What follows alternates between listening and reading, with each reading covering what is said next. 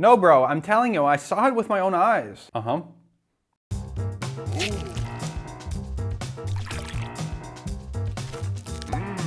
Privacy Academy with Eric Meter.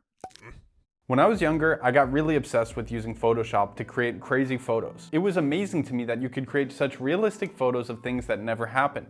Of course, I used this amazing power to make things like cats with shark heads and strawberries with elephant trunks. But when Photoshop became mainstream, something changed in the world. Suddenly, people stopped believing photos like they used to. The ability to doctor photos and change them was so easily accessible to average people that almost anything you saw could be discredited by saying, nah, that's just Photoshop. Photoshop was a game changer because it changed how people viewed photos. But what happens now? Now we have AI that can create photos on the fly better than most high-level graphic artists. It can create videos that are indistinguishable from reality and voices that perfectly mimic celebrities and politicians. And sure, there are mistakes, but that's what is available to the mass public. What type of technology do you think they have behind closed doors? With this level of technology, what can we believe anymore? Unfortunately, most people believe whatever they see. They never question it and ask, is this really true? What's worse than this is the fact that the information we consume all comes from one source.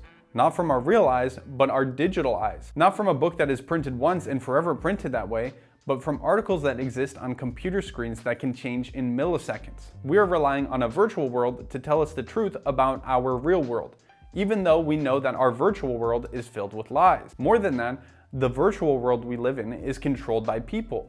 Meta, Google, Microsoft, and others can control the agenda of AI that is behind almost everything we consume nowadays. This is very dangerous to a society of headline readers that take almost everything at surface level. They can create news headlines, forge audio, video, and photo. They can create bots that push this. They can fake the likes to make posts have hundreds of thousands of likes. They can lie and slander people as much as they please.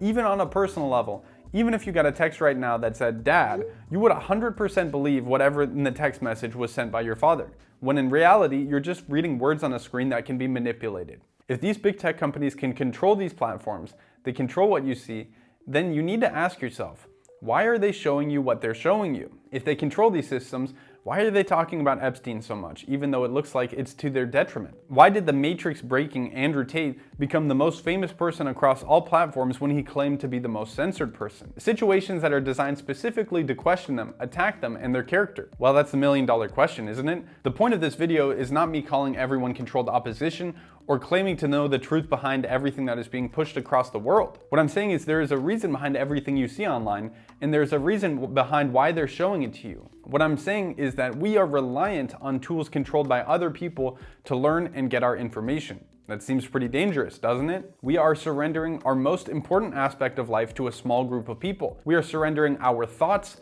our autonomy, and our reality.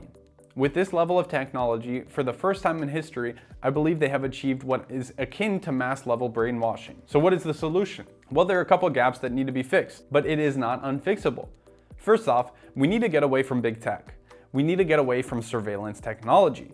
This can be done both on a hardware and software level. On a hardware level, we can have devices that have webcam covers and microphone blockers that we can use and remove at any time we please. On a software level, we can use open source software that is audited by independent programmers to ensure that no malicious tracking takes place. Third, we need to push back against maliciously designed applications.